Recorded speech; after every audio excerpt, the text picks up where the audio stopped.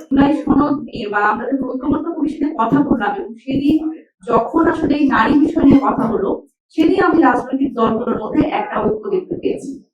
কেউই আসলে চান নাই এনসিপি ছাড়া যে নারীদের এই সংসদে সরাসরি 100 আসনে নির্বাচন হোক।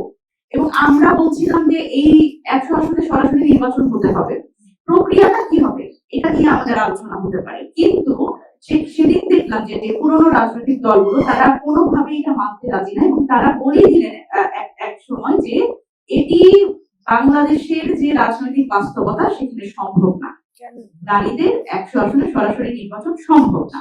সুতরাং এই যে দেখেন এখন বিরোধী দল সরকারি দল নানান কথা আসছে, কিন্তু এই বিষয়ে কিন্তু তারা ঐক্য ছিল, তাদের ঐক্য ছিল। সুতরাং এখানে ঐক্যমত্য হতে তাদের কিন্তু অসুবিধা হয় নাই, কারণ কেউই আসলে সংসদে নিজেদের পরিবার স্বজনপ্রীতি এবং যোগ্যতা অনুযায়ী যোগ্যতা বিবেচনা করে নারীদের কিন্তু আসলে সংসদে নিতে চান না, বরং তারা এখানে প্রায়োরিটি দেয় যে কে তাকে আসলে দেওয়া হলো না, তার আত্মীয় তার স্বজন তাকে আসলে কম্পেনসেশন হিসেবে এই সংসদে প্রতিনিধিত্ব করবার সুযোগ করে দেওয়া। এবং এর ফলশ্রুতি কিন্তু আমরা গত 17 বছর দেখেছি সংসদে গান হয়, কবিতা হয় এবং অনেক কিছু হয়, নাটক হয়।